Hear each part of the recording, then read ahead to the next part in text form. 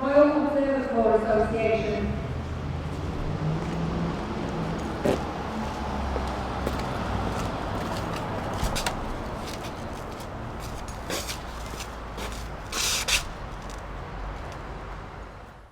The civilian population of every country that fought in the Second World War were expected to sustain their nation's war efforts by contributing to the home front. Britain's entry into the conflict brought significant changes to everyone's lives, but some regions were affected more than others. I have to tell you that within weeks of war breaking out, my sister and I acquired 15 brothers in one go. My home became an RAF billet. So that was all very exciting. You see, there was all these men in RAF uniforms, and we had a house full of people, and that sort of coloured your outlook. I was coming to leave school, and it's a bit difficult to say, really. It was exciting in a very strange way. It was completely new life, and all these men, all these airmen in the town was packed full of airmen and sailors and different nationalities eventually. That's the way it went. I can't really remember how much it registered, but I know my mother was very worried. She'd got 2 young daughters, and now we had 15 youngish airmen from all over the country, you know, and she didn't really know. Well, it didn't seem as though we had a war here. You saw all the RAF, and we had a lot of soldiers up at the Hesham, Reckies and that, but you didn't think there was a war on. You used to go down the promenade on a Sunday afternoon, and they used to be queuing up at all the cinemas to book seats. They were all servicemen, you know, that were stood there. But no, we didn't really know there was a war on in Morecambe. You know, we were very, very lucky. Very lucky. As an island nation, Britain was dependent on imported supplies, and the outbreak of war meant that fewer quantities of food could be brought in. To avoid critical shortages, the government introduced rationing in January 1940. Well, everybody had a ration book, every child, you know, each person had a ration book, each civilian. And it came in a little notebook, probably a little bit bigger than that, and it was full of coupons that the baker, the grocer, whoever, they'd cross the coupons when you went for your rations, and they'd mark so many coupons. Even children had sweet rations. You could only have, you know, and you'd mark it off, yeah. Clothing coupons. You had another book for clothing coupons. You could only buy so much, so you couldn't go mad. Most of our, the seasonal exotic food came from overseas, so it had, prior to all the U-boats sinking the ships, we only got it at certain times. I know some children never knew what an orange was or a banana until after the war. I mean, I was lucky because I was older, but some children didn't. You were limited to one egg per person per week. You got so many ounces of butter, so many ounces of sugar.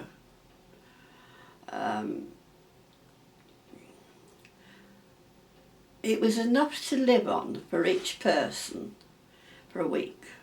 And it was the healthiest diet we ever had, actually. But having said that, when you think there were nearly 20 people in our house, so my mother had 20 rations, and we had 2 doctors coming for meals every day. And so the more you had, the further it went. And the grocers were very good, those people who'd got houses full of servicemen. You'd get great big jars of jam occasionally. It was her turn to have a big jar of jam. And she saved all the fruit she could get, and we had great big cellars. It was all arranged around the cellars. She put eggs down in isinglass to preserve them. And anything she could get hold of, she'd make a meal out of it. Plus the fact that these service, and we had WAFs as well, because it went on for 5.5 years as a billet. when they used to get the food parcels from home, they gave them straight to my mother, and it was shared them out amongst them all. The only trouble being that, whereas the civilians, we had a ration book. My mother had to go to the town hall every week with a list of everything she'd served to the airmen or women, how many cups of tea, to get enough ration coupons for the following week, for the servicemen the next week. They didn't come with ration books, so it was hard work that way. And they only came with blankets, they didn't come with anything else at all. So, and coming from North Staffordshire, the potteries, we had a house full of china, having always been in the catering business, so everything got used. Sheets, bedding. But really, I suppose we lived very well, compared to some people, just two of them, where they got the bare rations to live on. See, I say, the more you had, the further it went.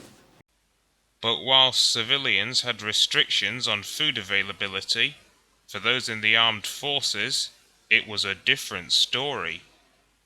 We ate a lot better than the people at home did, to be truthful. Guard duties, I was over doing guard duties with bacon and eggs and sausages. Oh no, in bottle with the compost packs, little 24-hour packs of concentrated food.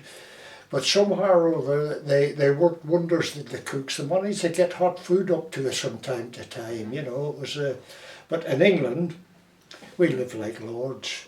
Compared to the people who were on rations, we did very, very well.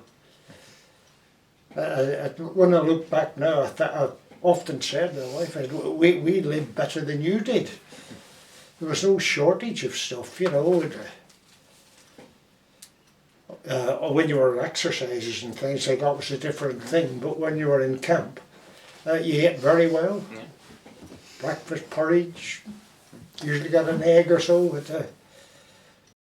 For most of the war, Britain was led by Winston Churchill, who became Prime Minister in May 1940 and soon made it clear that his government would never negotiate with Hitler. We must expect that as soon as stability is reached on the Western Front, the bulk of that hideous apparatus of aggression, which dashed Holland into ruin and slavery in a few days, will be turned upon us. I am sure I speak for all when I say we are ready to face it, to endure it, and to retaliate against it, to any extent that the unwritten laws of war permit.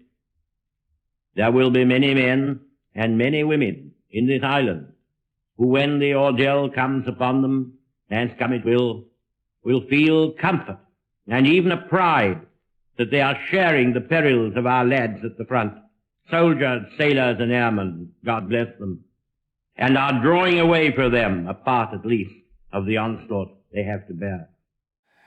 What did you think of Churchill during the war? Churchill, I think he was a lot of rubbish myself, but you know, he's only a figurehead really. I mean, he wasn't all that bloody great really. He was told what to do, what to say by all his people around him. You know, walking about with his fingers out with a cigar and half drunk half the time. Down in his big bunker down below there, he's well away. One thing, he wouldn't come out to the Far East to visit the troops out there. Well, I only ever saw him twice. He came, and the King came a couple of twice, and I was amazed at Churchill how little he was. He was only a little man, and I think he didn't seem to walk very well. Everybody thought he was a wonderful dude, and yet he made some disastrous errors, didn't he? You know, Dieppe and word things like that. Did you think he was a good leader? Yes. Good wartime leader. But as I say, up to him coming in, everything was going downhill. He wasn't putting much morale into the troops as what he was putting into the country. That's the only way I can put it. Okay. Probably some troops liked it and all this that and the other, but in Italy and all that area, we didn't think much about him. Okay. Oh well, he was a bulldog, wasn't he? He got us through and fought for us and stood up for us and rallied the country. I don't think we possibly survived without him or men like him as well. We needed, it's what's needed today. We haven't got it. Do you think he was a good leader then?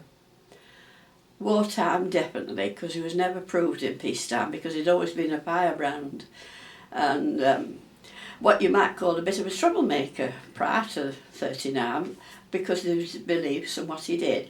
And he wasn't all that popular, but he was the right man in the right place at the time. In May 1940, the government asked men across Britain to join the local defence volunteers to help guard against a potential German invasion. 2 months later, over 1 million men who were either too young, too old, or too unfit for regular army service had volunteered for this home defence force. The local defence volunteers were later renamed the Home Guard. When the war came, the railway formed their own home guard as well as the civilian home guard, and I joined the railway home guard at Bishop Auckland. The chap who was the chief clerk at the at Bishop Auckland station, he formed the home guard. They made him the officer. Well, he hadn't a clue, because he had, and my father an ex-serviceman, you see, and so they made my father the sergeant. This was just a little railway platoon, about 20 or 30, all volunteers, and a lot of them come because if you joined the home guard, you didn't have to do fire watching at night. Are you with me? And that's why we had a good turnout. But as the war went on, and up here we never got a lot of air raids at anything. And then eventually, them who joined the home guard, to get away from the fire watching, well, the fire watching ceased, and so they left the home guard then, you see. I was about towards 15, and a sergeant in the Home Guard, they were attached to Yurt's Mill, the Home Guard unit, asked us lads if we were interested in joining the Home Guard, and about 6 of us said, oh yes, aye, we are. So up we go, and we got issued with uniforms, a rifle, 50 rounds of ammunition, which I had up the coal house. Our little fellow would remember it. Put my rifle up the coal house, and every Sunday would go for training up into the countryside in the Ardoyne area of Belfast. And there'd be about 100 of us, all lads, and a lot of them joined up. Did you have home guard soldiers around here? Home guard? Yes. Oh yes, I was in it during the war, but when it started, I was a runner, taking messages from one to another, one place to another. And we used to parade every Sunday morning, and we learned the usual basics, marching, arms drill, what have you, We used to go out to the countryside, learning all the field craft things and things like that, learning how to dig trenches and that sort of thing. A lot of it was like First World War action, if you understand what I mean, because as I say, this was just early wartime, and as it turned out, my father, he was in the First World War. He was our platoon sergeant on the railway, so that meant that I couldn't miss any parades. I had to go whether I wanted to or not, you see, and we had some good times there. What were your duties in the Home Guard? I was a machine gunner. Well, that's rather a farce because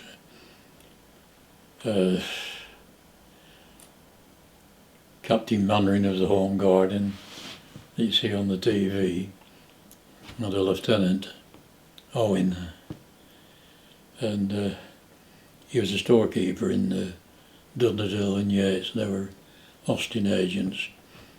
And I pulled up one day in a big Scammell breakdown truck, and he was just coming out. So when I was on parade a couple of days later, he said, "I saw you getting out of a big wagon, you can drive, can you?" I said, well yes. Yeah. "Oh, well, you're our driver then." Because a lot of people couldn't drive in those days. And then he lived on the Parsonage Road, where I lived out in the country, but he lived down at the bottom. And one day he was right up the top of the road with his wife and pram, and I went nipping around with a motorbike illegally. It wasn't taxed or insured and stuff, right. So when he saw me again, "Seeing you on a motorbike, you can ride a motorbike. You're our dispatch rider." It was a farce, really. And as I say, we used to go out on Sundays and that, and then at certain times, like this last weekend gone, Memorial times, we used to have church parades and that, and march through the town to the big church, the main church in the town, you know, and that was it sort of thing. But in other parts of the country, the Home Guard had a lot more to do than we did. We were just in a little north country town, you see. But in the cities and that, I think they helped with fire watching and stuff like that. But we just did the railway properties, if you understand. So what duties did you do in Home Guard? Were you just on guard duty and things? Well, we were young, and as I say, full of. All we heard was on the radio about the war and what have you. And then when Belfast was bombed in 41, we felt ourselves that we're armed now, yeah. But we wouldn't have done any good. And we were also on guard against the IRA, if you will. Yeah. That was our main objective, was to be armed against them. What was the minimum age for joining Home Guard? I haven't a clue. We were 15. Did they know you were 15? Or? Yes, They they didn't care, knew. they just let you in. Yeah, they knew. The sergeant recruited us all. You've heard people say like Fred's Army, that was it. But some of the older end, not us, my father and some of his buddies, they took it serious, you see, because they had seen the First World War and we hadn't, and the First World War was far different than the ones that we knew, you see, and that was it, you see. To us, the war was just, all right, we've got to do this now. It was part of your life. When you got 18, you got called up, you see. And we used to have a rifle in the corner of the living room, an old Ross rifle, and we were I was able to shoot, and we were trained in shooting. They always laugh about the Home Guard, but a lot of the Home Guard people had been in the trenches in the First World War, and they were a pretty tough lot. They all knew what they were doing. So if the Nazis had ever come to this country, they'd have had a rough time. Do you think the Home Guard would have been any use against the German army? No more use than the German Home Guard was. All we could do with them was, if we caught them armed, was send them home, take their weapons off them and send them home, elderly men. I don't think, you know, when you see Dad's army, and the Germans would have just wiped them off the face of the earth with a German reconnaissance mob if they'd been landed with tanks, and no, they wouldn't have done any good. And if the Home Guard seemed incapable of halting a German invasion, the regular army were little better. One morning, the officers came and said that he wanted volunteers for another particular regiment. And I thought, well, I've had a belly full of the 6th Battalion All Hats and the bloody infantry. So I jumped forward and volunteered for the 138 Infantry Anti-Tank Brigade. We'd only got an anti-tank rifle. Ah, We had no guns, we just got a rifle, which fired a bigger shot than 303. This anti-tank rifle you had, would it have been much use against a tank? No use whatsoever. I don't think it would have stopped a brain gun carrier, never mind anything else. I think we could have lost the war. If Germany had used their common sense, we would have lost it. I mean, if they had come across after Dunkirk, we couldn't have stopped them. There was nothing to stop them. But military weakness was not the only challenge that Britain would face during the war. The mass conscription of men into the armed forces had depleted the country's economic workforce. To compensate for this, women were encouraged to volunteer for work in the war industries or to join the auxiliary forces. My sister was in the ATS. Yeah, she was a civil servant, but they came round and said that anybody wanted to volunteer to go in the forces could do, but they only had to have one out of each group, and she was the one that went. She said she'd like to join the army, and she joined the army. But although many women volunteered, it was still not enough to support Britain's home front. So in 1941, the government began conscripting women into essential war work. I got my call-up papers early in 1943. As I say, I'd been 17 in the previous October. I'd reached my 17th birthday. And in 1943, they started calling women up. Prior to that, you could volunteer. And I can remember now, my papers came and I said to my mother, I'm going to join the WAP. And she said, you are not, I have seen enough. Because we've got WAFs in the town then, of course, all sorts of me, being a young man, you know, life must go on, they were all enjoying themselves. And we had a police background. My father's father, in his young days, was one of the police escort to Edward VII, and a very nice man, strict man, and several police in my mother's house, so we had a very strong law and order background, if you like. And my mother stuck to it like she said, oh no, you will not go into the, you will join the Royal Observer Corps, and I'd never heard of it. So obviously my mother and father had talked about this, knowing full well I was possibly going to be called up soon, because what my mother was doing wasn't work of national importance. All the domestic help was called up. It wasn't considered war work, if you like. And so that's how I came to join the Royal Observer Corps. People used to ask us what did we do, because we had this big badge here, Royal Observer Corps, there. We said, oh, we plotted aeroplanes, we reported aircraft movements or anything else of importance. Oh, do you? We've never heard of you. But the day we stood down, they knew about us. But our reputation was such that nothing could cross the coast of Great Britain without being spotted. Because it's the way, if you look through those, you see how the layout was. There were observation posts all over the country.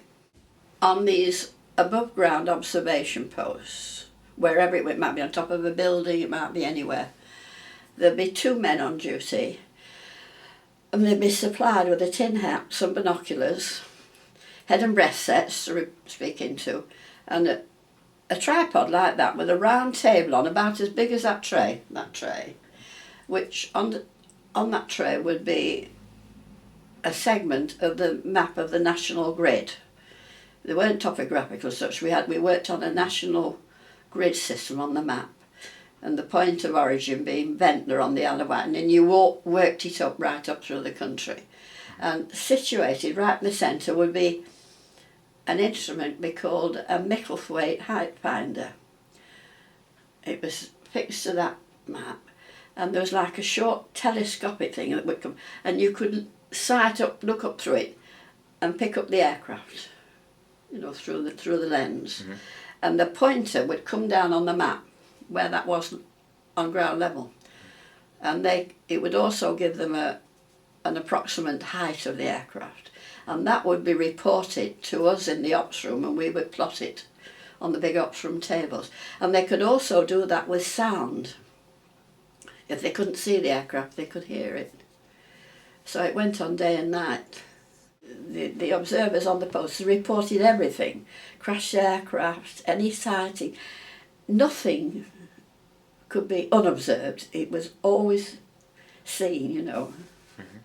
It really was an overall umbrella, if you like, from that point of view. The system saved an awful lot of aircrew's lives, in as much that if they were lost or damaged, there were procedures that came into action. For instance, if an aircraft couldn't find its way home because its controls were damaged or navigation, there'd be a system, I forgot what it's called now, but where all the searchlight batteries in that area, they would set the searchlights in the direction of the nearest suitable landing place, and they'd go up and down, and they'd all point, so that aircraft would know he was trying to get them down. Also, on some of the observation posts there were little radio sets, and the code name was Darky, shortwave, and the men on the boat could speak directly to get them down, to get them safely home. And there's an awful lot of pilots used to publicly make their way, if they could, to the nearest ROC installation to thank them for getting them home safely. There'd be anything from 9 to 10 plotters round the main table. And the long range board was a big metallic thing. It's as high as this room. You had to climb up to get round it. And 2, 4, there'd be 6 or 7 around that. And then there'd be 3 or 4 tellers on the upper deck and a recorder. And also, the air raid sirens were sounded from the Royal Corps ops rooms in the urban areas. We had like traffic light system, and the Home Office civilians who activated the sirens, they would watch what's going on from the long range one, and they would then activate the air raid sirens. So they were up on the upper deck as well. The RAF would have a section on the upper deck so that they could relay the aircraft movements to their ops rooms and activate, in the danger areas, activate the fighter squadrons directly from some of the ops rooms down south, you know, not so much up here because it didn't happen, but oh yeah, it assumed great importance. At our ops room we did 2 mornings, 2 afternoons and 2 night duties. You never had a day off as you think of a day off today. Your day off was when you came off your second night duty till the time you went to work the next day. You never had a day off from midnight to midnight. And we never did a Saturday night duty in our ops room. They had what we call the dog watch, the part-timers, the older people, and they worked every Saturday night duty.